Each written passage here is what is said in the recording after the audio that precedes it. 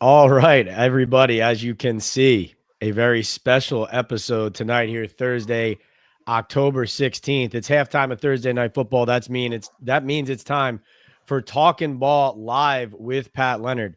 But this isn't just another live. This is the Hooks, Rubs, and Spices episode. We have diehard Giants fan, friend of the show, friend of the program, and the founder of Hooks, Rubs, and Spices, Jared Hooker in the house. Jared, thank you so much for being here. Clapping it up for you, both for your support of our podcast here over the years, your participation in the chat, but also credit to the company that you are building, that you have built, that continues to grow. A great product, a great person, a good friend of mine. Welcome. What's up, Pat? Thank you so much. What's up, chat? How are y'all doing? Very happy to be here. I definitely appreciate the opportunity, and thank you for letting me connect. I've always enjoyed, reading your writing as you're reporting, whatever, as well as hanging out in the show with the chat and all the Leonard talking balders that are out there. So yeah, thanks for having me on. I appreciate that. What's You up, got it. Barbs? How you doing? No, you got it. Yeah, no, it's great having you. And I'm excited because we're gonna talk some hooks, rubs, and spices. We're gonna talk some Giants. It's going to intertwine and it's going to start intertwining right now. And Mhm. that is with Got to the put on my Giants hat. he's got the Giants hat. Look at him. So it's gonna start with the trash talk that's coming out of Mhm. Denver. Because as we said, it's hooks, rubs, and spices. There's some spice coming from the Broncos. So I'm sure everyone's caught up. But if you're not, here's where we're at. Jonathan Cooper from the vaunted Denver Broncos defense, which has 30 sacks to lead the NFL, talking a little trash about Jackson Dart, saying he's a young guy. He's feeling himself a little bit. He's out there running around.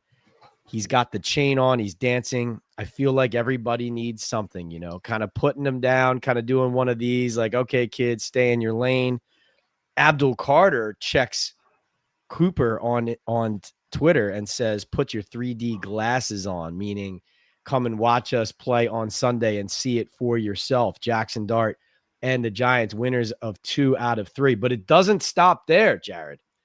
Nick Bonito, 8 sacks to lead the Denver Broncos. It is Scary. amazing. This is not a rivalry. This is not like two teams and fan bases and players who hate each other. It's so Yeah. funny that it's going here. Nick Bonito tonight on Twitter, on X, goes on and says, "I've never seen such a delusional fan base." And everyone can read through between the lines and Has he tell not seen the Cowboys? Has he never heard of the Cowboys? I mean, come on. And here's the funny thing. I thought, man, Mhm. like I've talked on here over the years about, like, let's say I report something and fans don't like it, if it's about a trade or about a play or whatever. Man, I've gone through months and months of trolling or antagonism or whatever it is. And listen, if you're in the public eye, sometimes it's just part of the job. Unfortunately, it just is. Nick Bonito didn't even last 24 hours, Jared, before he broke. Mhm. That's he wild. didn't he didn't last a day. So I'm going to ask you, Jared, to start off this chat. Are the Giants going to respond appropriately to this spice coming from I, Denver? I mean, it And is spicy. are they going to shove it right in their faces and forget whether we're predicting a win or not? Are they going to give them a game that's going to make them eat their words here? Or do you think Denver has a legitimate case to be this cocky and confident? Yeah, that's it's really interesting. I do believe the Giants, will have something for them this weekend, especially because it was sort of like an unwarranted. It was like they didn't say anything. All of a sudden, there's an interview talking about Dart, and Dart's the guy that everybody's trying to fight for now on the team, right? So I believe they're gonna put up a really good fight against them, and it's really interesting for Denver to say that, even though they have an outstanding defense, they have a very good quarterback. They have a great team overall, right? It's a really good team. But for them to say that after basically just barely beating the Jets, like, I mean, let's be honest about it. They barely beat the Jets. If the Jets could literally throw the ball more than 6 inches beyond the line of scrimmage, then they probably would have won that game. Also, if Aaron Glenn would have went for it, in the fourth quarter or whenever that was. Oh, You halftime, know, and right it was before like a very halftime. short, yeah, very short fourth and whatever. Like, yeah, you know, who knows, you know, they might have lost the Jets. But all that to say, I thought it was interesting, but I really thought it was cool that, you know, Carter came back to, you know, sort of stand up for them. And I think the Giants, I think the aura, whatever you want to call it, the mystique, I don't know what you call it, but the Dart and Scatterboo like energy that, you know, they brought to the team, and the fan base, you know, we're all excited. We finally have hope, right? Um, I think that that is annoying some other teams. It's annoying people that we have to play, especially after we just beat the Eagles. It's like you can't tell us nothing now. We beat the Eagles finally. So you You're know, Yep. it's one of those things. So now every other team is sort of out to get us, which I, as a former athlete and somebody who's like just generally competitive, I love being the hunted. You know what I'm saying? I love being the hunter, but I love being the hunted, especially when I know that I'm good at whatever it is, if you want to call it that, or you Yeah. know, I'm competitive. So yeah, I think it's interesting. I think we're going to put up a really good fight. I don't, you know, I know that in an NFL you could win any game, any week. It's going to be a tough one, you know, going out to Denver. I mean, that's unfortunately that's a 6 hour drive away from or 8 hour drive away from me. I can't make it to the game. I wish I could, but yeah, yeah, it's going to be interesting.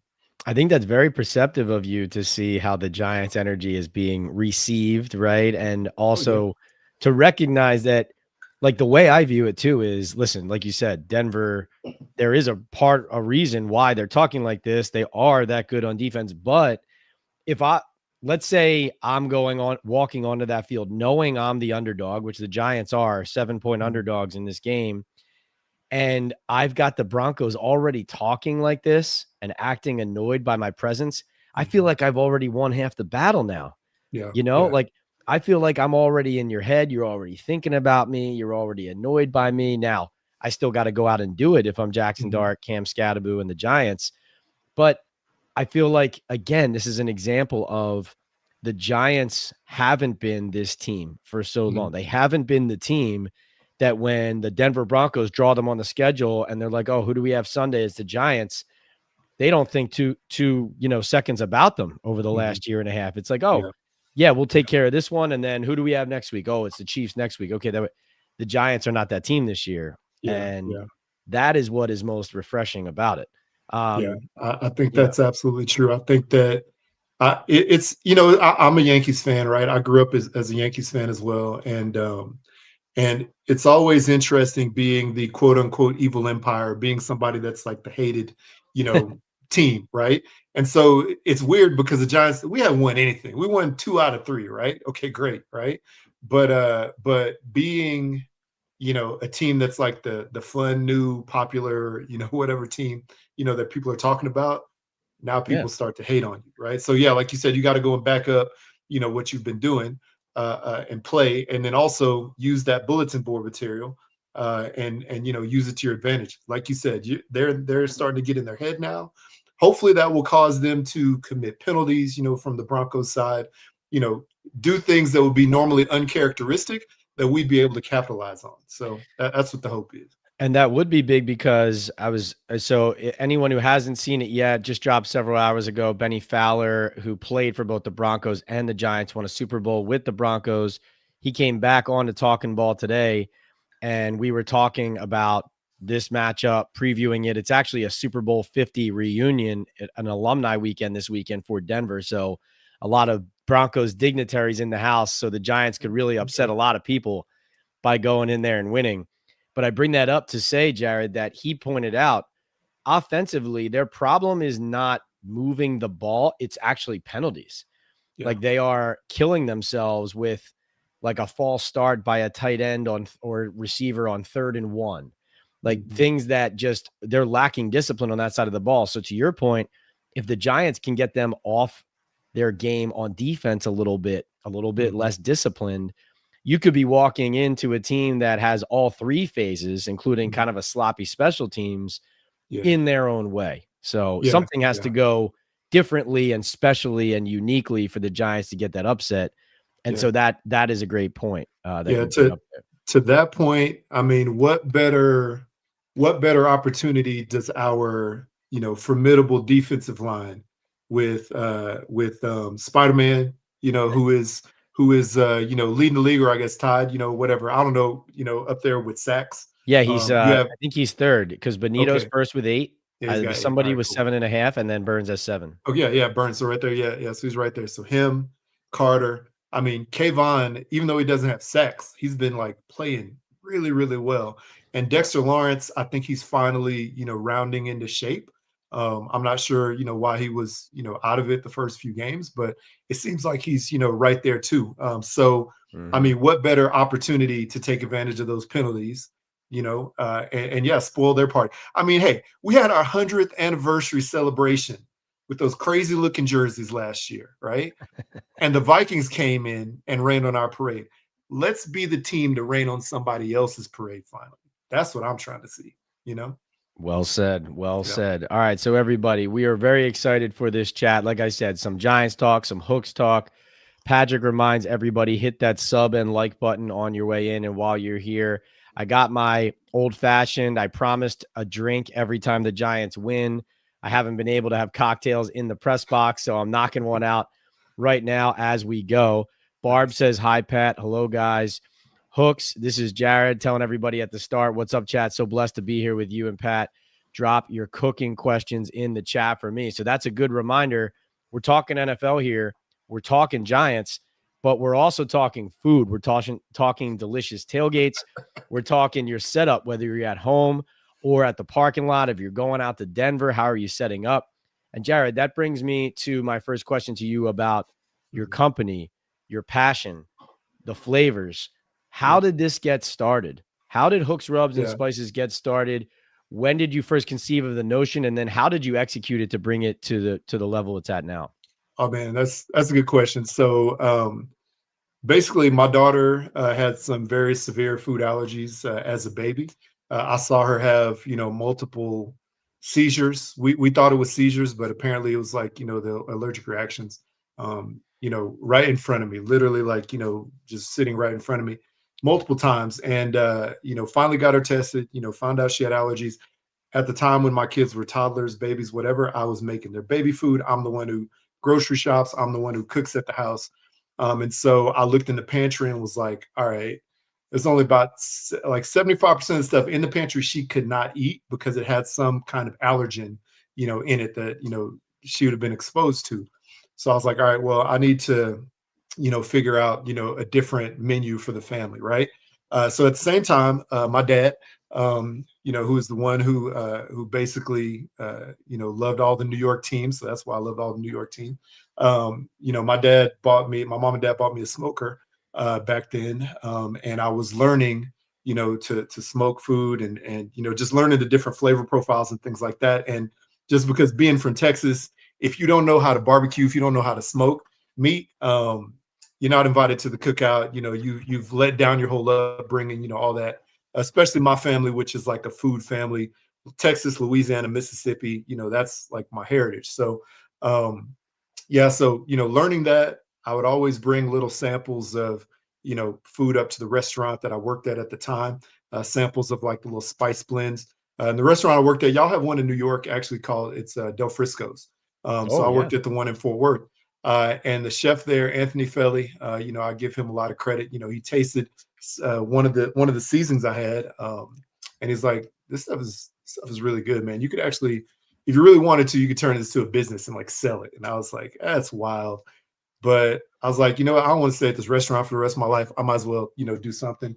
And it was fun, and it was a time that I could do it. But so really, my mission behind it was, okay, I'm going to start this company, but what I want to do is I want to make sure that every product that I make is safe for anyone with food allergies. So it's top 9 food allergy free when it Mm, comes to like the FDA website. The labels are about as clean as they could be, all natural, everything, no MSG, non-GMO, everything. No artificial colors, flavors, anything like that.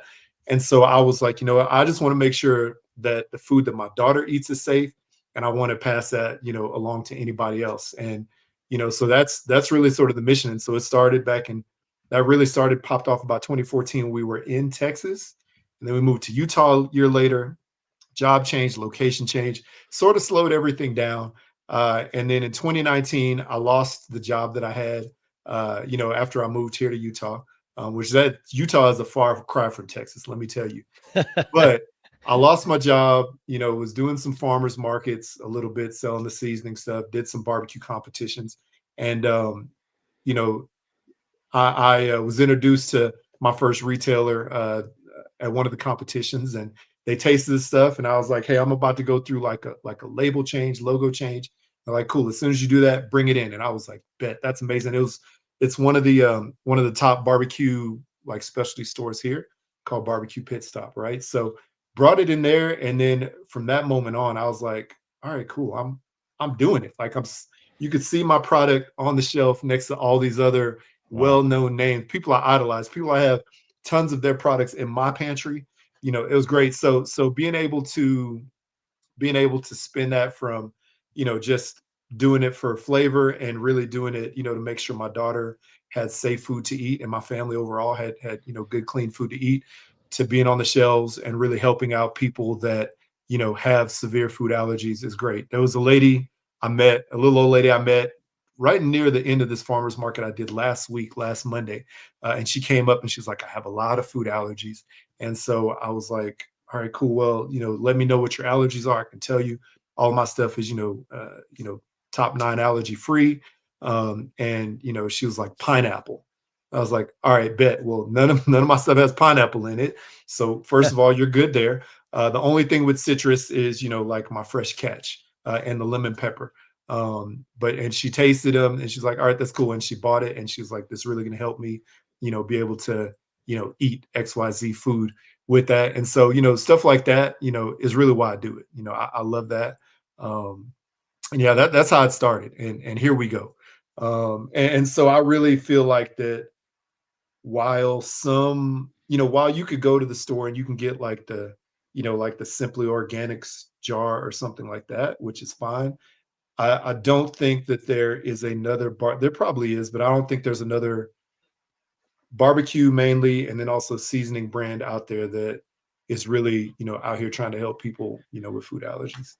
So that's what I'm Yeah, no, trying to fill the that, space.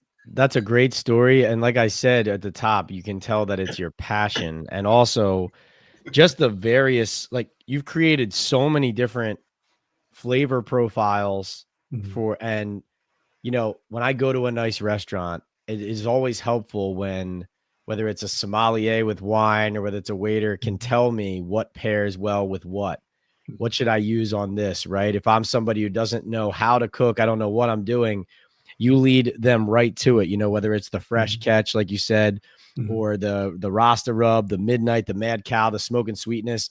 They all have different profiles that pair well with different meats, different mhm, types of cooking that you're doing, mhm. and you walk people through it, which I really respect and appreciate it. Yeah, yeah. You have something for everybody, it seems like. Yeah, yeah. I mean, I try. I try everything that I have. I call it multi cuisine because there's barbecue. There's sort of like, I guess certain like ethnic or cultural with Cajun, with Jamaican jerk. Uh, so yeah, I think, and then of course there's like stuff that's right down the middle. Like I said, like the H Town AP, which is all purpose, like the Mad Cow, which is like really good for beef, lemon pepper, good for everything. So Mm, yeah, so who doesn't like lemon pepper?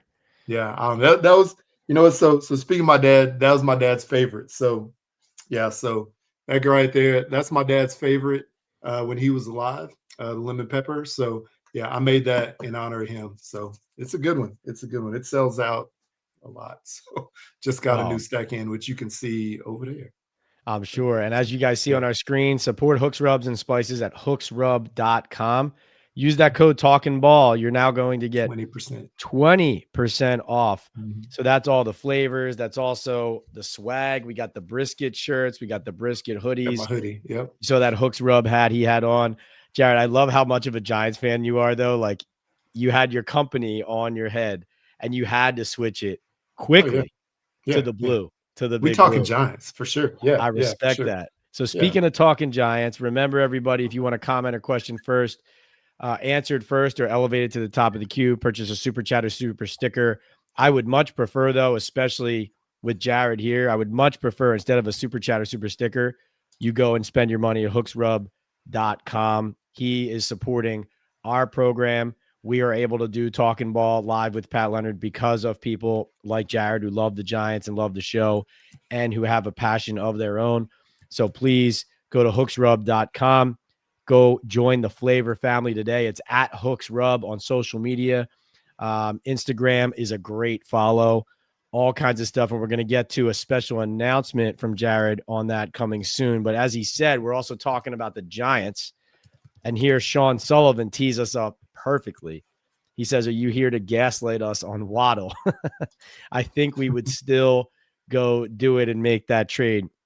So, Jared, that brings me to my next question. And this is a conversation that you and I and everyone in here is about to have here now, and we've been having all week. And that's two things. Number one, should the Giants be trading for a wide receiver?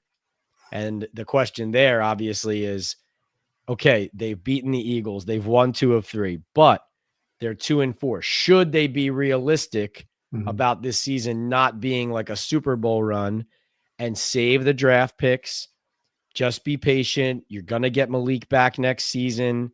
You're going to have a young roster grow into next year. Or are the Giants right to go and pursue a trade for a wideout? The second part of it, obviously, then is who do they target? But let me pose the first part of that question to you first. Are the Giants in a position now where you, as a diehard fan, as someone who's followed this team through thick and thin, is this the time, based on what you see on the field, and let's obviously put all our cards on the table, Slayton is out, right? Should they be trading assets for a receiver now, or would you rather see them be patient, pull back? Man, it's so hard, right? Because I think that this is the problem I think that we've gotten into. I think we're a prisoner of the moment right now. Because if you go back and look at Dable's first year, right? Yeah. That was amazing. Like none of us expected that, right? Nobody expected to be in the playoffs, let alone win a game on the road. Come on. And instead of, and so the next year we had, all these expectations, because we were a prisoner of that great moment that we had, bringing back everybody, right? Yeah. And so for me, it's hard to say yes because I'm like, all right, yeah, we're gonna get neighbors back, right? But at what cost do we take to get a wide receiver, right? If we're going after Jalen Waddle, which I would love, on our team, what's that gonna cost? I mean, we got Scattaboo in the 4th round, right? We've gotten some other good players, in the 2nd round. So what's it really gonna cost to get him? So it's very expensive to get him right now when we're in a place where we just only won 2 wins. Sorry, we just only won 2 games, Yeah. in the past 3, right?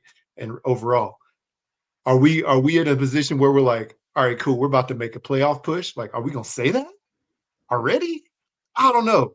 It makes it hard, but also thinking about the future, think about the future beyond this year. If we do get a wide receiver, I say let's get one with multiple years left on a contract. So we're not just getting a rental, for the rest of this year. That makes it seem like we're actually planning instead of just being a prisoner of that moment, right? You get somebody with 2-3 years on their contract, they're not just going to walk, after this season, and hopefully we get them back type of thing. And if we do get somebody, I would definitely like somebody that's young, within their first, few years being in the league instead of, trying to get D Hop, which I love D Hop, but he's old. You know what I mean? So Yeah, that's not it. Right. yeah, nah, nah, No, nah. I think that's a really good breakdown. And I agree with you. As I mentioned, Benny Fowler came on the show. He said, like, while he understands the need of it on the team, he would be patient and not go for something right now. Now, I will say this. If the Giants go into Denver and blast the Broncos, hmm okay? It's a different story. I think it's not unreasonable at that point for them to say, "Ooh, we might have something here," right? Because hmm then hmm if you blast the Broncos and you come back and you beat the Eagles again, hmm now we're talking about a totally different season. Yeah, yeah, that's So true. I do think Sunday's result is key. And so I do view a lot of the calls they're making this week as like laying the foundation for are we doing this or are we not? Yeah. So Yeah. that's one part. Another thing is I would say I don't, and I'm not. So to Sean's question, I'm not going to gaslight you on you're getting Waddle because here's the thing. Now, I'm not saying Waddle's not going to get traded. I don't know that. What I do know is if Miami trades Jalen Waddle, even if it's for really good assets in the future, they have nothing left. Like Tyreek Hill is not only done for the season, his career Mhm. might be over. That's Waddle, crazy. That's so yeah. crazy. And like, listen, I know Mike McDaniel might get fired anyway. Mhm. So maybe he gets fired before the deadline and then it's just a total fire sale and they tank.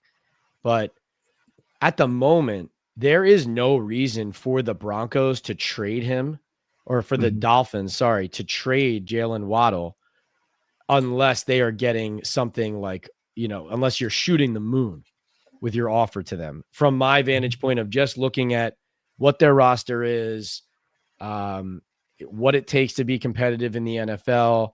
even though they keep losing. If you look at their recent games, it's 2-point loss, 1-point loss, 3-point loss. That just that feels like again something that if they're that bad at the deadline after 3 more losses and the coach is already fired, Mhm. maybe, but not quite sure about that one. What I think is possible, Jared, Mhm. is Chris Olave from the Saints.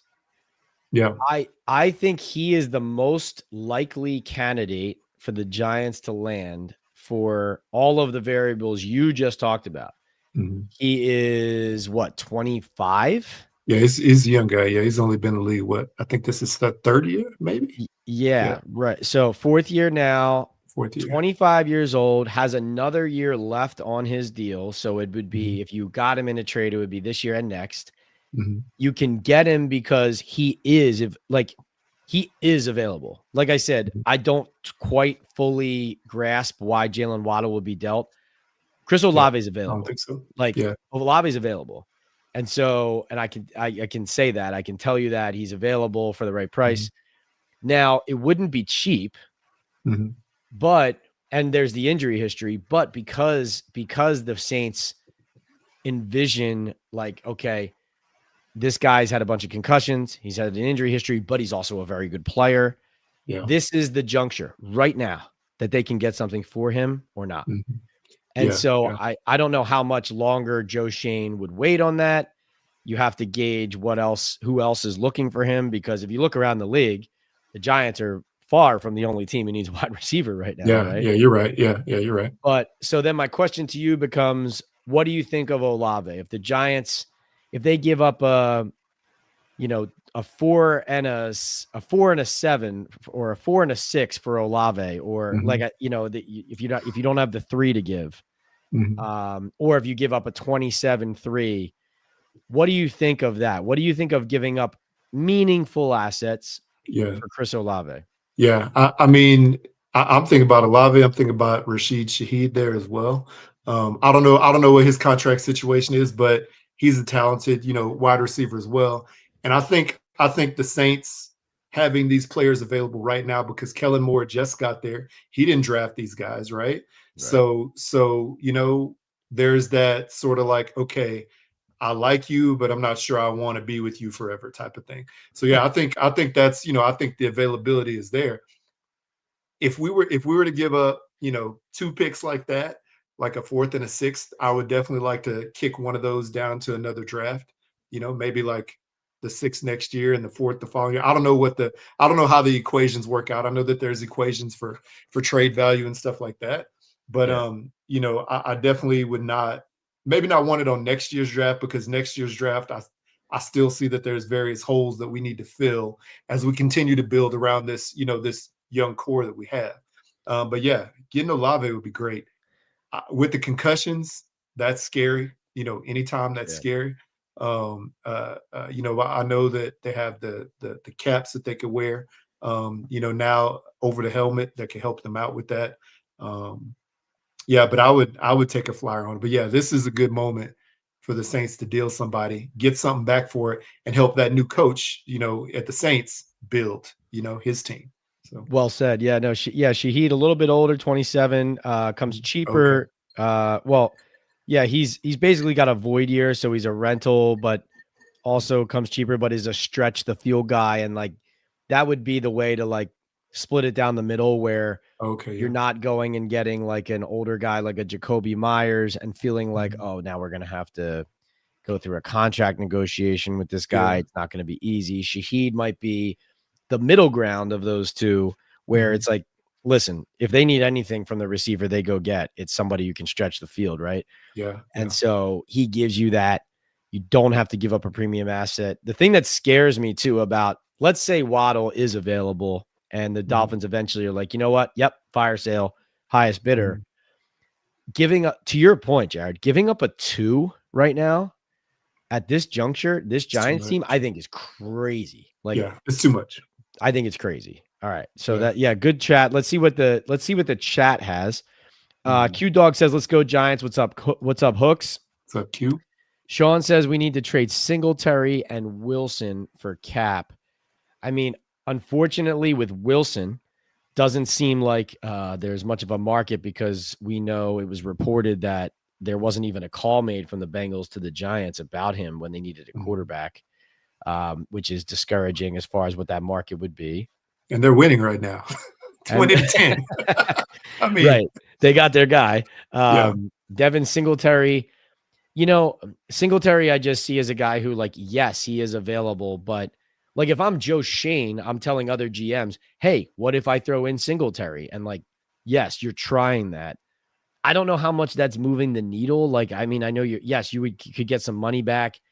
I just don't know what the market for him is. It's Yeah. it's tough for me to understand. Like making calls around the league, like nobody is dying for Devin Mhm. Singletary right now. Yeah. But yes, I guess he could give people, you know, uh, a veteran backup on the field. Yeah. I think a trade for Singletary would have been better before the season started, you know, Mm, sometime then, because now, I mean, I don't know. He doesn't. He does. He's. I really think he's a really good player.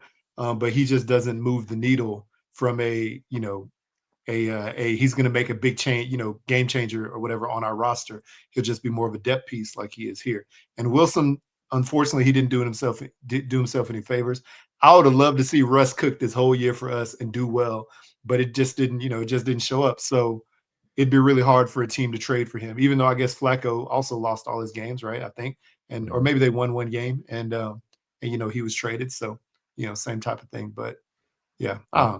um, Yeah, no doubt, no doubt. All right, a little more Giants talk. Like I said, Jared's gonna have a special product announcement in a little bit. Joe says, Pat, how does the 5,280-mile high air affect the Giants players? How does it affect you? There's a little bit of thinking too, almost like the longer you spend there, the more it ends up getting to you. yeah, So, like, if you pop in and pop out, like I'm going to, like, I'm taking a late flight Saturday because of everything I got going on at home Saturday. And then I'm in for the game Sunday and out 6 a.m. Monday. I nice, won't feel a thing. And I wouldn't feel a thing if I was playing in the game. Versus if you went in, let's say on Thursday, eventually your body starts to feel a little bit different. It starts to yeah, catch up to you. I know this, and I'm actually looking forward to trying to pull Jackson aside tomorrow to ask him this. Like Dart being from Utah hmm, and being from out in that area of the country, and Jared, you could probably speak to this better than I could. yeah, I feel like there's got to be some element of advantage for him, understanding the lay of the land, how the ball flies. hmm, I saw him on Wednesday working extensively with these guys after practice, just on those touch deep ball throws, like kind of high red zone, back of hmm, the end zone, like just feeling how it's going. But I don't know, Jared, what do you think? I mean, yeah. geographically, you probably have a better answer than I do. Yeah, I mean, I'll say this. I just looked at my altitude on my watch. 5107 is where I sit right now. So pretty close to that, right? If I drive 5 minutes away from my house, there's mountains like literally right there. I'll be up in the mountains. I'll be at that altitude, that Denver has pretty much. And yeah, it's different. It's definitely different. When my family comes up to visit from Houston a couple times a year, right? Mm, And if you think about it, the crazy thing is if I just went to Houston and just hovered from here to Houston, I'd be that 5,000, feet above them, just like if I went to New York. Same thing. I would just be in the air, 5,000 feet above. And the air is definitely thinner for my family when they come to visit. They come to visit for like a week and change, right? Mhm. So when we go to Park City and things like that, or anywhere around here for a hike or whatever, they definitely feel it, right? But they're here for several days. Um, you know, like you said, popping in and popping out, it's going to be probably okay for you, but you're not going to be running around on the field, That's trying true. to suck air, right? Think about the NBA guys. It's always tough to play in Denver just for that specific reason. And I remember when we moved here, we drove here, and gradually over the course of a few days, I got used to higher and higher altitude because moving from DFW, I think we're like only at like at 200 or something like that, feet above sea level. Yeah. So yeah, it's going to be interesting. But Dart being from here, um, which I got to talk about his attitude later on, but which I love. But Dart being from here, I think that, like you said, it does give him a little bit of an advantage of understanding that part. But the fact that he's been in New York for so long, his body is already acclimated to that, right? So, I think, it might be one of those like suck win moments for him just because he hasn't been around it as much. But he or anybody from here would reacclimate to this climate or this or that altitude, um, a lot quicker than somebody who doesn't really come here that often. But I think it's good that he's talking to the players because the ball flies a little bit longer. You know, maybe like like if it was Russ's moon ball, like it would float a little bit higher and stay up a little bit longer, type of thing. It's good for my golf game, even though I'm horrible. But it's not good for your lungs. So yeah, it'll Gotta be say, I'm interesting. I'm upset I'm not coming in early Saturday because I wanted to play golf and for one day at least feel like I drove the ball far, like Yeah, yeah, yeah, yeah. I'm pretty upset. All right, so D Kit, that's a great breakdown. So D Kit says, I hope we aren't punching above our weight here. It is Could be. possible the Giants are punching above their weight class, specifically against the Broncos defense. Here's one reason Mhm. why. So here's a plus and a potential con for the Giants. The plus is this. Talked to a lot of people coming out of the last 3 games now, college, pro, etc. And interesting, I wrote this for the Daily News. It's in the newspaper on Friday. So tomorrow morning you wake up, it's probably online now. The Giants gave Jackson Dart clearly a lot of say-so in what this offense looks like. Mhm. And he has pulled a lot of concepts from his Ole Miss playbook. If you watch That's tape good. of Ole Miss LSU, if you watch Ole Miss SEC tape, and you watch, let's say, that Thursday night football game against the Eagles, you Mhm. can marry 4, 5, 6, 7 play calls like to the route of what Wow. came from Lane Kiffin's offense. Now, that is smart from the Giants' standpoint of you look at like Cliff Kingsbury and Jaden Daniels in Washington. Their offense doesn't look like a lot of other offenses. Why? Because they're doing what makes Jaden comfortable right out of the gate, Mhm. even as a rookie Yeah. last season, going back to LSU. Cliff Kingsbury able to do that. Not every OC that comfortable. A lot of people say, you're running my offense. This is the offense. Let's run it. Mhm. The Giants not only have done that, they were running a different offense with Russell Wilson. Dable puts Jackson Dart in and they tear up, not the whole thing, but plenty of it, enough for Jackson Dart to take ownership of it and say, here's what I like. There are Mhm. some concepts that you saw, the 3 routes on one side, right? Where you have always like a flat and either a corner or a post and something over the middle. You Mhm. look at Wandale's touchdown. You look at the 22-yard pass to Theo Johnson, and Mhm. there's a lot of action going to the perimeter where you're either running or tossing or screening outside, or you're faking that with jet motions, etc., to Mhm. open up the middle of the field where there's those easy throws where Dart looks this way, and then it's a cross over the middle to Wandale or to one of the tight ends.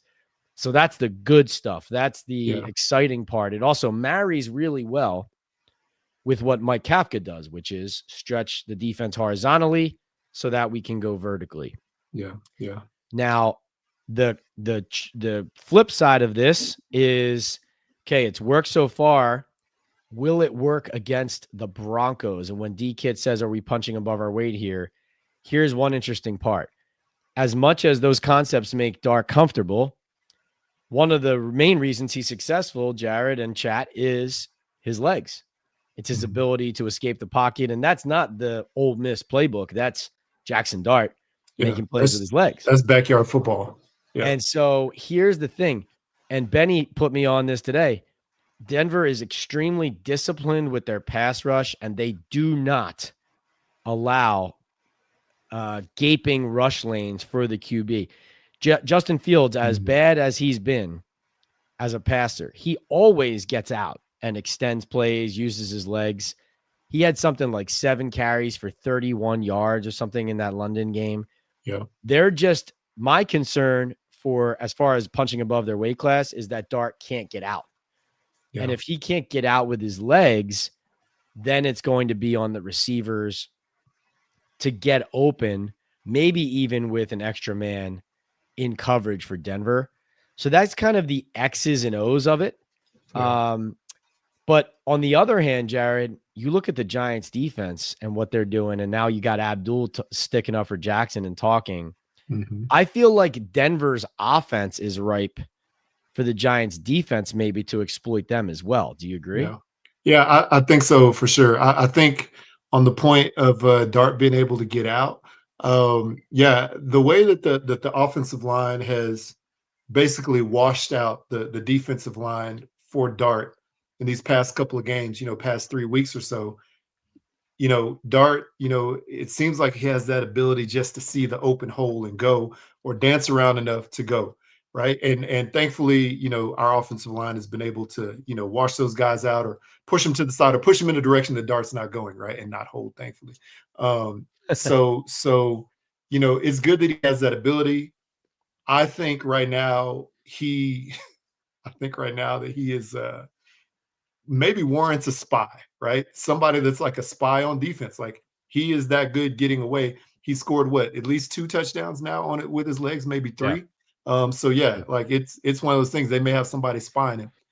So yeah, that's going to be interesting to see. And Denver, is a top defense, right? And then you look at the Giants defense versus the offensive line of Denver or offensive Denver. I definitely think they're right for the taking. I think that Bo Nix. Hopefully, he's in his second year slump right now. Hopefully, that's what that is.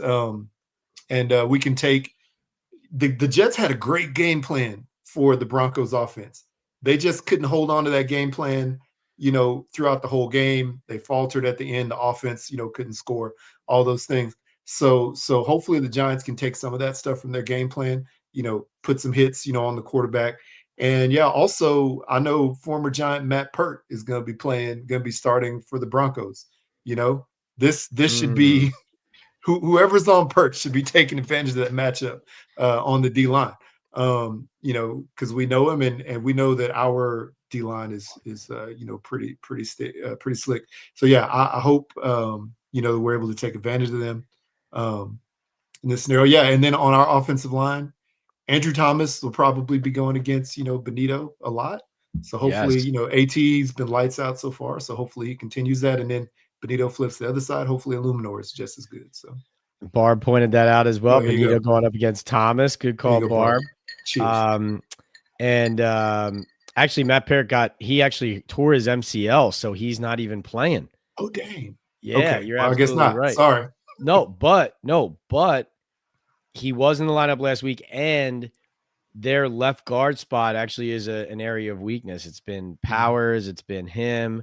So they're not full strength on the O line. That O line actually, you think to yourself about teams where rookie quarterbacks have success. Go back last year, Denver's offensive line, I'm pretty sure went wire to wire together without getting Mhm. hurt, like their They were starting good. five. And so Mhm. you hear that and you say, well, yeah, of course, Bo Nix exceeded expectations, right? Mhm. But to your point, banged up front. All right. So on the receiver front, GCN says, Pat, the Giants only have cap space for Myers.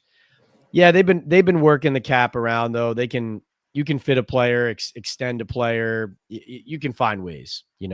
Howie Yeah. Roseman of the Eagles shows that every year. You can find ways if you actually want to fit something. GCN also says Waddle 11 million hit on the cap, 33 and 37 too much money. Yes, good Oh, point. yeah. That's tough. Um, Sean says, is Nick's the least mobile quarterback the Giants have played so far? That's interesting because he is very mobile. Yeah, no, I mean, Mhm. who have they played so far? Rattler. Rattler. No, Nix is more of a runner than Rattler is. Rattler's Mhm. not immobile, but he's more of a runner than he is. I actually think Bo Nix's legs will be a problem in this game, to be honest. Mhm. Everybody thinks of him as like Sean Payton's next Drew Brees, but he's not just a pocket passer like Drew Yeah, was for no, sure. not at all. Let's get through some questions here, and then I'm intrigued to hear about your Jackson Dart comments Mhm. about his personality. All Yeah. right, so D Pat says, would the Dolphins GM trade Waddle or losing teams trade a wide receiver 1 or 2 because they are trading for the next GM's draft pick?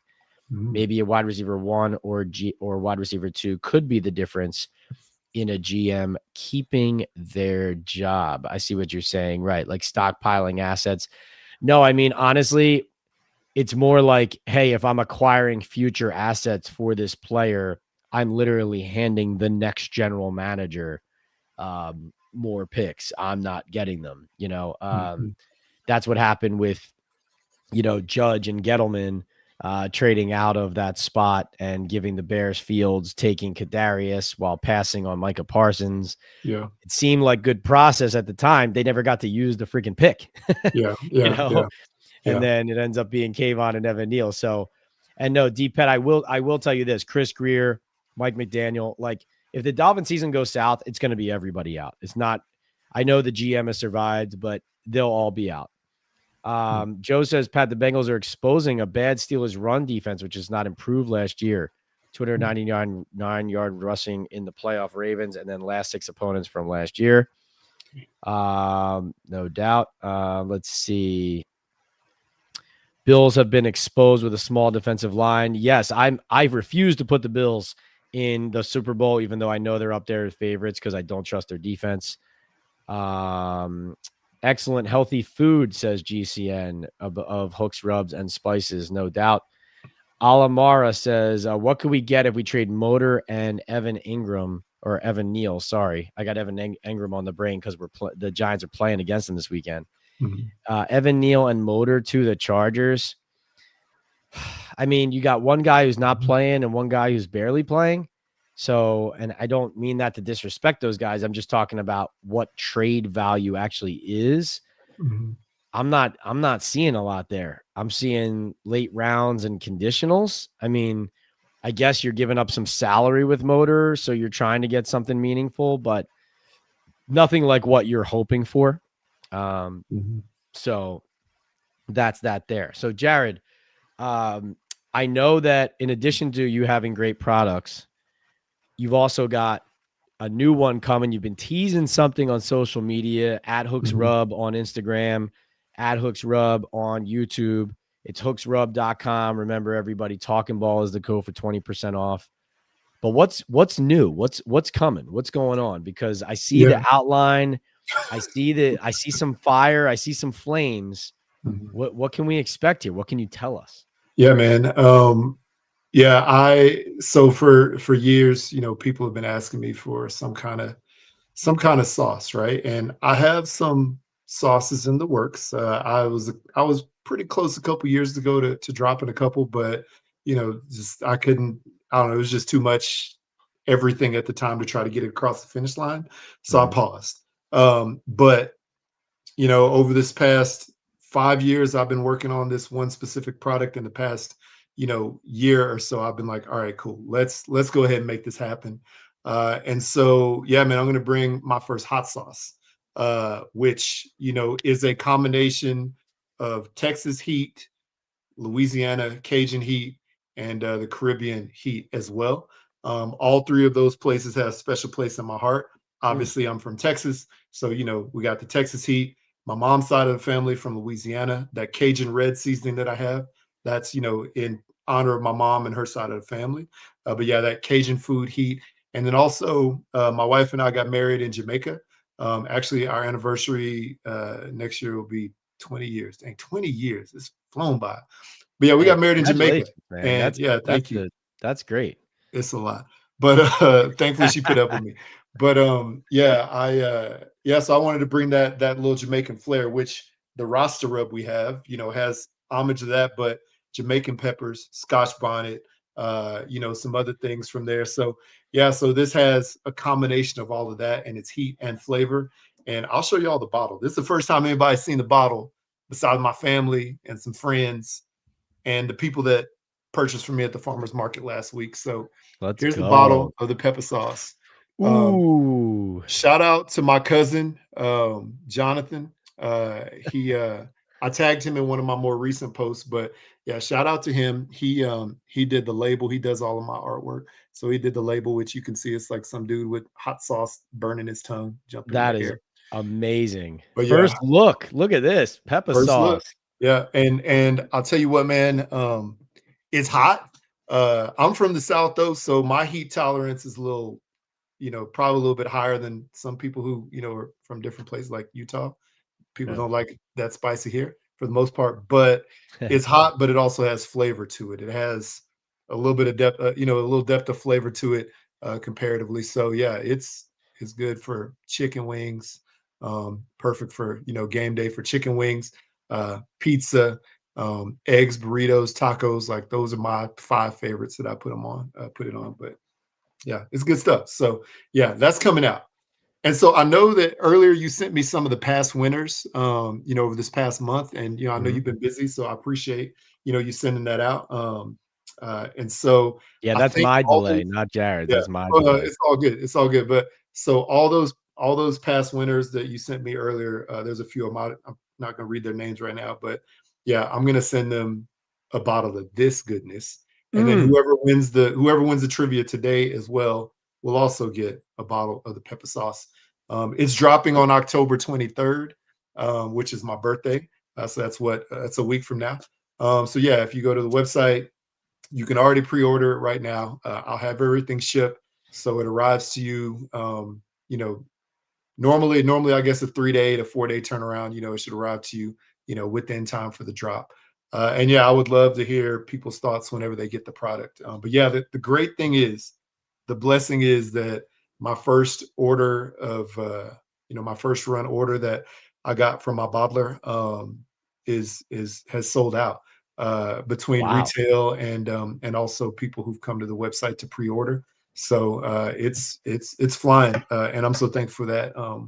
Yeah, and it's good stuff. So I'm a hot sauce person, so Dude, it's good. congratulations on Yeah, the first order selling out, and I it's gotta crazy. say, I mean, I Not love expecting. putting hot sauce on eggs, Mhm. and so that's what I'm excited about with it. Yeah. I'm excited about throwing it on some eggs, little beans, Mhm. little, huevos rancheros, you know what I mean? Like, Sounds good. is it hot enough where I'm only gonna need, like, a couple drops on the eggs, or am I gonna be able to douse it? Yeah, I mean, I don't know. It depends on your spice It tolerance, right? depends Like on me, depends on if me, you that's yeah, right. if you like it really spicy, you'll be like, all right, I'm gonna pour a lot on there. If you're like, sort of wimpy, then you like a couple drips and that'll be good for you. So it just depends. It just I've had everything from like, Sounds like a dare. somebody, yeah, yeah, really honestly, it is just do a video just drinking. I'm just playing. But I've had everything from people saying, that has a nice kick to it, to somebody saying I wanted to burn my face off and die. I was like, all right, cool, sorry. So whatever, whatever. Anyway, but no, I appreciate So you letting me funny. have the opportunity to show that off, and you guys are the first ones to actually see it in the wild. I have a couple of sort of silly, sort of launch videos coming up here in the next few days. So yeah, if you go on the Instagram or the TikTok, it's all at Hooksrub. You'll be able to see that. So, and then on YouTube too. So yeah. No, that is awesome. Can't wait to try it. As you see, scrolling across the bottom, hooksrub.com. The code is talking ball Mhm. for 20% off. And the pepper sauce coming out. Really excited about that. Mhm. We just got a first look here on Talking Ball live with Pat Leonard. So Jared, I want to hear too. You kind of teased it earlier. Mhm. So listen, I've been lucky enough to get to know Jackson and Mhm. spend time in the locker room chatting with him one on one, as well as the press conferences and just watching him play. And Mhm. there's a lot to love about him as a leader of the team, as a quarterback, his toughness, his confidence. I love how he says personally, if I were his teammate, I like how he talks about winning all the time. Like Mhm. I like that he goes up there and he says, we should expect to win games. He was even saying it when he was the backup and he wasn't playing. And he Yeah, was saying, like, here's the kind of team we need to become. We need to become a team that has to expect to win. yeah. What is it that you're seeing? What you said about what you love about him, about his personality, about how he's playing from a fan's perspective, from a diehard's perspective, somebody who Yeah. has seen great quarterbacks and quarterbacks who have failed here. What are you loving about Jackson Dart? Yeah, man. I first of all, coming into New York of all places with that type of attitude, and you're the leader of the team. As a quarterback, you're the leader of the team, right? There's other leaders, even as a young guy, you're still seen as a leader and somebody that people look to, in those moments, right? So coming to New York with that attitude, that reminds me of like a Jeter attitude, from back in the day. That reminds me of, you know, all these players like Patrick Ewing, unfortunately, those guys never won the championship. But like it's the attitude that like, we're supposed to win. I don't care who y'all are, but that's, so it's that expectation. And it's not, I don't think it's like an arrogance. I just think that's just the way he is. So I really love that. And the interesting thing, being from Utah, I think I know his dad was played in college, something like that. And his dad was a defensive player. So I think that's where he gets his like, I'm gonna try to run over you, and throw my body at you, sort of mentality. But being from Utah, I think going to Southern California, I read his story where he went to a high school where they sort of basically had an incumbent that was supposed to be the starter that year, and I think he might have been a rookie, sophomore, something like that.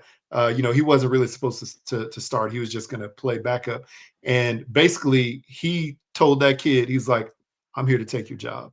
Like, for lack of a better term, like that's what he told him. And the kid tried to, push him out, but Jackson beat him out, right?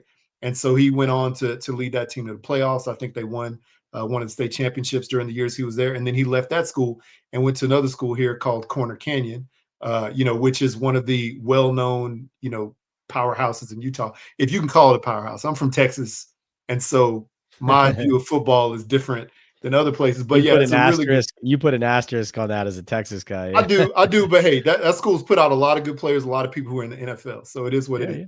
But yeah, he went to that school, also, had to compete and won that job. So he has that mentality of like competitiveness and I'm going to try to win as much as possible. He goes from Utah, not a football state, to USC, right? One of the biggest schools in the country. Perennially, just historically, a great football school. And he wins the job there. Obviously Caleb Williams, transfers in. So he goes to Ole Miss. I watch a lot of college football because I'm a TCU guy, and so goes to Ole Miss. With part of my family being from Mississippi, I watch a lot of the Mississippi schools, and yeah, and he wins the job there too over somebody else who was transferring in to try to beat him out for the job. Somebody who was an older kid, and so all this stuff he's Damn. competed in all these places and won. And so, that attitude, bringing that to the Giants, somebody who's like, okay, I'm competitive and I want to win. And so trying to, all that is rubbing off on a lot of other people there. And I love when he said, I guess it was sometime in the past week or two, we're not, I wasn't here for all the losing. I wasn't on the Giants, whenever all that happened. I'm here to, sort of start a new, start a new journey with this team. So that's what I love. I really love that attitude. Being from Utah, having to go to a different place where you're not expected to be as good because you're from Utah, right? You're from this state as a football player. People here definitely have that little bit of chip on their shoulder that they have to show that they are, that they are really good and they fight for it. So yeah, man, I love that. I love that. I love this rubbing off. I love Scatterboo. I watched him, when he played in college, well before the Texas game. Watching him on some of those games last year, earlier in the season, I was like, I hope the Giants draft him. I just love the way the guy plays. He is not afraid. He doesn't tiptoe. He will run right through somebody, and that's the football that I played when I was a kid. That's how my coaches taught me. even though it probably led to some concussions that I don't remember. But it is what. But I love that. I love that People attitude. our age had so many undiagnosed concussions, right? Man, I Like tell you, it man, was it before was they started diagnosing them. it was By the hot way, on takes. Scadaboo, if you guys haven't already as Giants fans, check out Daryl Slater at NJ.com did a story on Scadaboo today, and he called Ric Flair and talked to him about like Scadaboo using his woo and all that. And Flair ended up like unloading amazing stories on him, talking about hanging out with LT till 4 a.m. back in the day.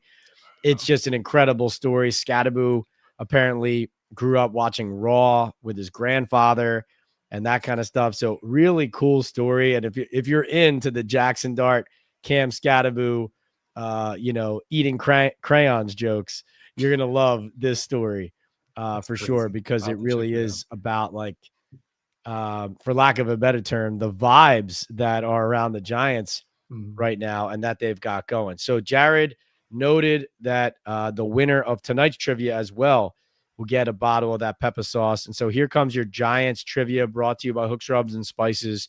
You guys know how it works. Giants trivia. I'm going to drop the question. The first person to put the correct answer in the queue wins some pepper sauce. So when you win, you're going to give us your name, your address, and your email. And Jared's going to hook you up, send you that product. So here is the question. Denver linebacker Nick Bonito leads the NFL with 8 sacks since week 12 of the 2023 season and has recorded at least 1 tackle for loss in 12 consecutive home games. So Nick Bonito, Denver, he leads the NFL in sacks right now. He has recorded at least 1 tackle for loss in 12 consecutive home games, right? He is tied with 2 players since the year 2000 for the most consecutive home games. That's 12 with a tackle for loss, at least one. One of them is TJ Watt of the Pittsburgh Steelers in 2019 and 20. The other one is a New York Giant. So that's between the year 2000 and the year 2025. So my question to you is, which New York Giant is tied with Nick Bonito and TJ Watt for recording at least 1 tackle for a loss in 12 consecutive home games? That's a good It, question. it's a crazy stat. I have to credit the NFL for this one. They dig up some crazy stuff sometimes with their game previews. Mhm. But obviously, chat, it's a Giants defensive standout. It's one of the big names who has brought this franchise a lot of success.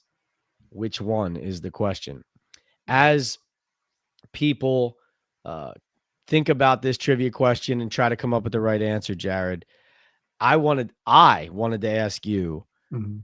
like, if you and I were tailgating and I said, Jared, I got everything in front of me. I got a London broil, I got burgers, I got brisket, I got whatever it is. I have all the meat out in front of me. I got wings.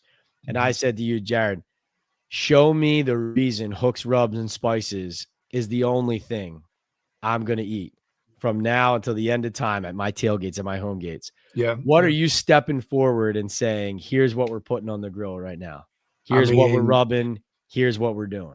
yeah, The yeah. bread and Well, butter. it's really all about flavor. I mean, it's really all about flavor, and I mean, the difference between you can tell the difference between something with like an artificial taste to it, um, and something that is like real, like something that's clean. And so that's what I say. I say, hey, if you want flavor, use my stuff. There's some other brands, I won't mention their name, but there's some other brands that you taste it and it's like, or it just tastes like everything else. Mhm. So yeah, it's all about flavor. So I would say one of your favorites that you've talked about, the smoke and sweetness. Yeah. This will go on everything. Also, being from Houston, um, the H Town AP, also all purpose, with that Houston skyline on it. I got that Those sweetness right here. There you go, there you go. Or the midnight. This guy right here, it's a black rub. Yeah, that goes on everything. So the smoke and sweetness won the fourth best rub on the planet, mild rub on the planet. So it wasn't first, but hey, fourth best is pretty dang good with Hey, that's thousands of crazy. entries in the American Royal Barbecue competition a couple years ago. So that's like my fan favorite. So I'll put that on anything. If you're doing brisket, you better have started your tailgate the day before because that's going to take a long time. To cook, it is what it is. London broil, a little bit different. I'd throw that H Town on there.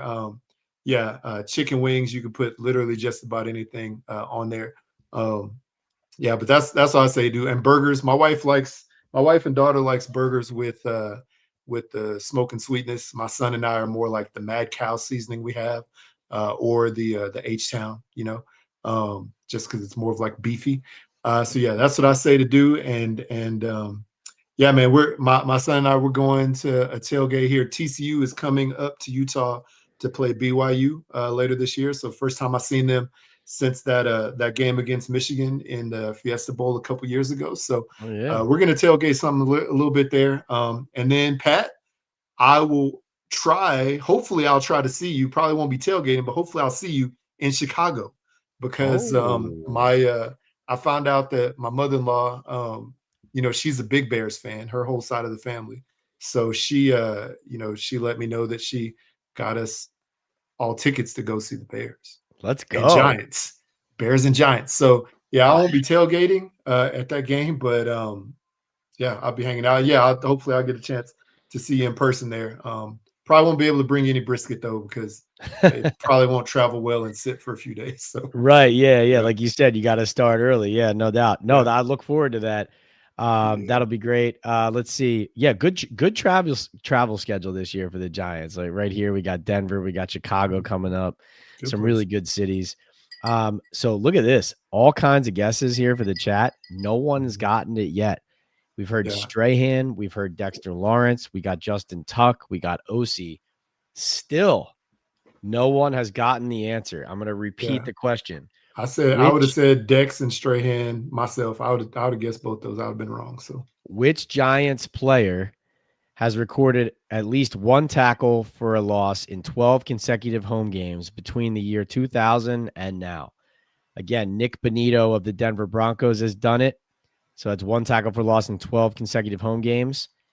There are two other people only in the NFL during those 25 years who have done it. One is TJ Watt of the Pittsburgh Steelers. The other is this New York Giant. There it is. Alamara, JPP, Jason Pierre Paul let's go. from 2010 to 2012 with the New York Giants. JPP, 12 straight home games with at least one tackle for a loss. JPP, what a monster. Alamara, here's the deal.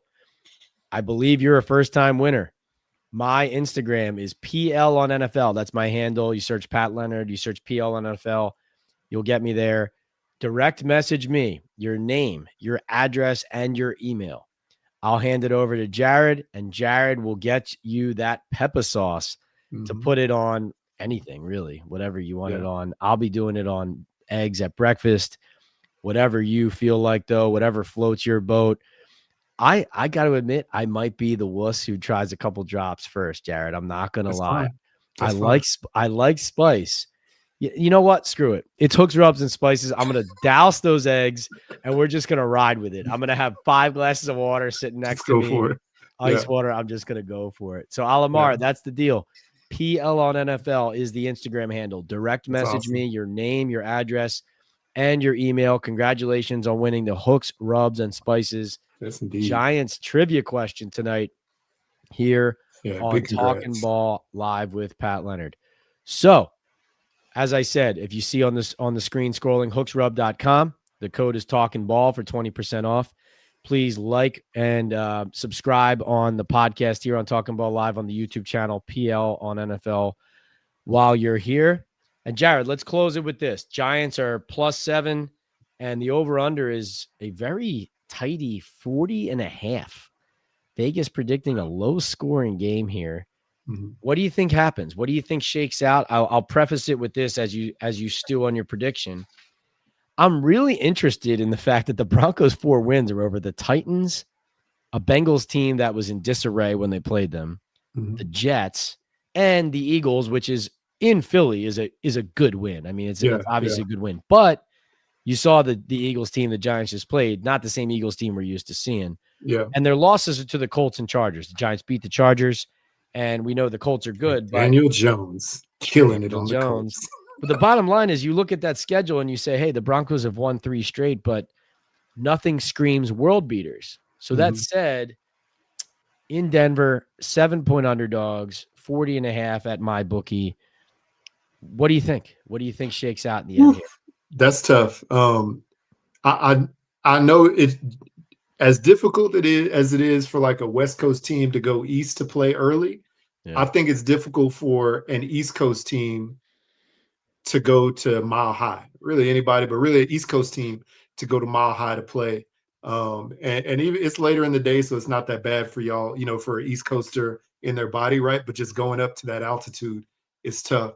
Um, and yeah, I'm trying to figure out. I'm not great on predictions, but I You don't. don't even I have to see it. predict the result. You could just Yeah, predict how you think the game goes. yeah, You know what? I'll go first. I'll yeah. Go say for it. Yeah. I think the Broncos win the game, but I think that the Giants listen, the the Giants have shown enough fight recently, not just with the wins and losses, but obviously the wins matter. Closing matters. Mhm, Finishing matters. That's my favorite thing about this team and where it's gone the last few weeks. They're talking about finishing and they're actually doing it because mhm, that's what matters in the end. But you can even see it in Carter stepping up and talking trash. You can see it in how Jackson carries himself. I just don't think this is a team that's going to go into Denver, get whitewashed out of the building, and walk off sulking with their heads down yeah. and feeling like they don't belong on the field. That said, I just think scoring against Denver is going to be too difficult. Um, I think that Denver, getting a couple turnovers after the Giants played such a clean game in Philly is Mhm, absolutely on the table. mhm, I think part of the reason is the lack of weapons out there. Like if they just rush four and have pretty good success with it, and they force Dart to not scramble and just to throw from the pocket, you're throwing into one of the better secondaries in the NFL. mhm. So I think it's going to be a challenge. I think though there's a good chance that the Giants cover, and maybe even the game is close before the Broncos make a big play on defense. To either win by 10 Mhm. or to push it from a 10-point lead to a 17-point Denver victory. Yeah, yeah, But I don't think it's a start to finish embarrassing blowout the way that Denver's players are acting like it's going to be. yeah, I'm yeah, giving the Giants credit for what they've shown me recently, which yeah, is we're going to be in it. yeah, yeah. That makes sense. That's a good take. Um, I think our defense, if used properly, right? That's the caveat. If used properly, like against Philadelphia, I think our defense is really good enough to help us stay in this game and have an opportunity to win at the end. Scoring wise, I don't know, high score, low score, who knows what's going to happen there. But I think our defense is good enough and I think our offense now is good enough with the way Dart has been playing. Um, uh, you know, that we have an opportunity to beat them. I hope they come in overconfident, Denver, that is. And I hope we shock the world. Is it going to happen? I don't know. We won one, lost one, won one over the past 3 games. We look like, we could do anything beating the Chargers. We look like Keystone Cops versus the Saints. And then, we look like world beaters again versus the Eagles. So hopefully we don't go back to look like we did against the Saints. Um, I think the Giants will play up to the competition. You know what I'm saying? And I think we'll have a chance. I don't know if we're going to win, but I think we're going to have a chance. But I could be horribly wrong, and we could lose by 30. Who knows? Isn't that the best part? But Yeah. really, and I know I've said this a couple times now in our last couple chats, and I've written it in the Daily News, but like it really is the key to what's different right now is what you just said. It's that Mhm. you can go into a game like this where you're a touchdown underdog and it's going to be tough and it's on the road, but you can now say based on the results recently that the Giants have a chance. Like Yeah. Yeah. Yeah. that is you don't want to you want to be in a position where your standard eventually continues to get higher back to what it used to be. Mhm. But that is a significant difference from where we were even a few weeks ago, let alone over the Big last time. several years. Yeah. And I think that Denver is sloppy enough to put a bow on it. They've been a sloppy enough team on offense and special teams recently Mhm. that if the Yeah. Giants can just unlock a couple big plays on offense against that defense to get them in their heads, Mhm. that could be all it takes to, like you said, be there at the end of the game with a chance. Yeah, yeah. I So mean, yeah, especially their specials. Our special teams been playing really well. Their special teams, they've been hit or miss.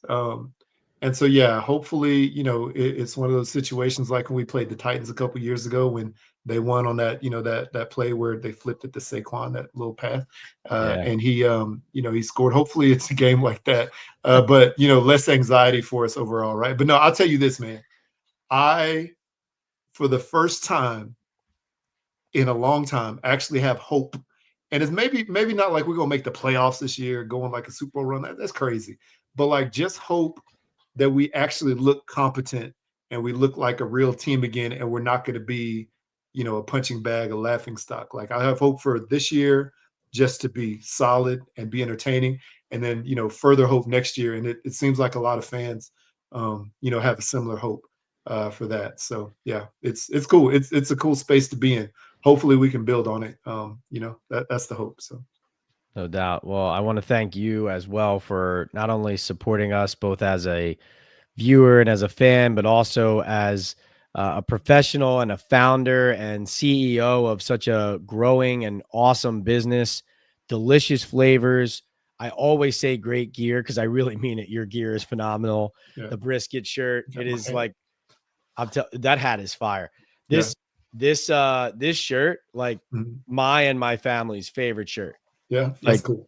summertime on the beach, at the cookouts, everything. Rocking Yeah, the brisket shirts. Guys, it's Hooks, Rubs, and Spices. let me show you this. Hooksrub.com is the Mhm. website.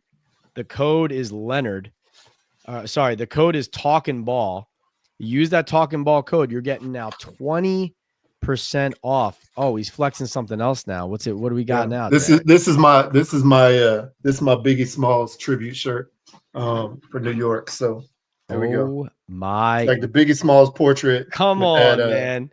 that bone-in ribeye. I did that. It was nice. If there's That was a good anybody bone-in on ribeye. this It was chat a good who's bone-in not ribeye. ordering that shirt, get out of here. There's a few colors. There's a few colors, If you're from New but York or New Jersey, you're not ordering that. What are you doing? No, but yeah, yeah, yeah, Jared, this has been phenomenal. Again, we're crazy. brought to you here on Talking Ball live with Pat Leonard. It's my bookie, it's Boom Chog, it's Salaretta. But this has been the Talking Ball Hooks, Rubs, and Spices episode with diehard Giants fan and founder and CEO Jared Hooker of Hooks, Rubs, and Spices. Jared, thank you so much for being here, man. Thank you so Yeah, much for doing this. Thank you for yeah. being such a good friend of the show. Yeah, yeah. Thank you very much as well, Pat. And really thanks to the chat. There's a lot of people in the chat, that I see all the time in there, and shout outs to them. I didn't see Tuto's name pop up, but shout out to Tuto over there on the other side of the pond. And yeah, man, I definitely appreciate the opportunity. Big shout out to, my family, my mom, dad, brother, and sister, my wife and kids. Um, I appreciate that. Appreciate all of them for how much love and support that they've given me, and a lot of friends, a lot of taste testers. All appreciate all of them, and yeah, thank you for being a really good reporter for the Giants. I've read your work, and obviously watched the show. I was a journalism major back in the day when I was in college at TCU, and yeah, I just was not. I was not as good. I was not good. I think it boils down to that. Well, I So can't I cook didn't either, so we're last. even. I Okay, can't there cook you go. either. There There you you go. go. So I didn't last long in that profession, but no, I appreciate your work. And yeah, man, I know you probably have like one of the best jobs in the world, even though it could be difficult to a degree, but you also get to talk to the people that we love to see. Our favorite legends, and then some of our favorites right now. So it's pretty dope. But yeah, man, safe travels out to Denver. Hope you have a good time there, and that altitude sickness doesn't hit you. Yeah. Yeah, and I'll look forward to connecting with you hopefully in Chicago. Stick around after I end this chat here. We'll chat real quick before you hop off and I hop off. But guys, thank you so much. Join me, of course, Sunday, post game live from Denver, Mile High, whatever the heck they call this stadium now. Join me from Denver post game, usually about 90 minutes post game. Obviously, you got to hang on till I get back out of the locker room, write it up for the daily news, but it's well worth it, as you know. News, information, analysis, injury updates from either the Giants win or Giants loss. We'll spin it forward, talk about where they go from there, coming back and going to South Philadelphia against the Eagles the following week. But hopefully we're talking after a victory. Hopefully I owe you guys another old fashioned. Thanks for joining us here on Talking Ball Live, me and Jared. For me and Jared Hooker, we'll see you guys next time. Appreciate you guys so much. Thank you. Peace. Go Giants.